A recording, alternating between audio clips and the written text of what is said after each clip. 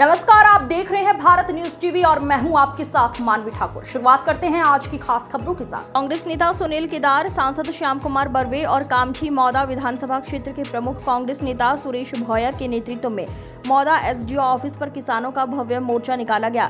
मुख्य मांगे कर्ज माफी, धान बोनस, अतिक्रमण नियमितीकरण और कृषि पंपों को बिजली। भाषण में केदार बोले, 2014 में डीएपी, यूरिया, धान, सोयाबीन, मिर्ची के रेट क्या थे और आज क्या है।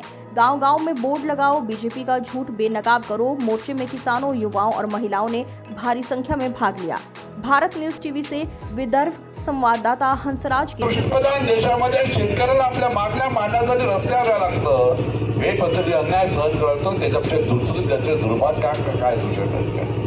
11 वर्ष अगोदर देशामध्ये भारतीय जनता पार्टीचा नारा आला, शेतकऱ्याला संपूर्ण कर्जमुक्ती करून शेतकरी उत्पन्न वाढवून.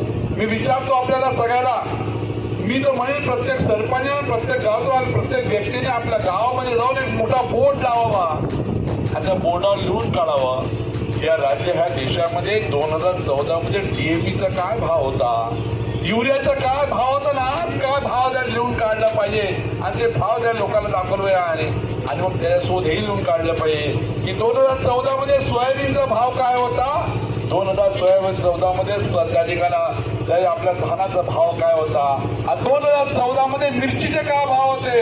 एका तक्त्यावर लिहून काढले, 2 तक्ते जरी गावाच्या शेजारी लावले अजून लक्षात ठेवतात. भारतीय जनता पार्टीचं सूत्र सरळ त्या ठिकाणी आहे, जनकल्याण करून लोकांचा विश्वास संपादन करून ते सत्ता हस्तगत करू शकत नाही.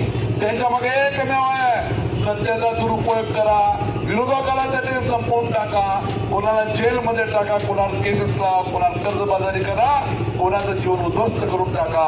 असं करून विरोधक संपवा.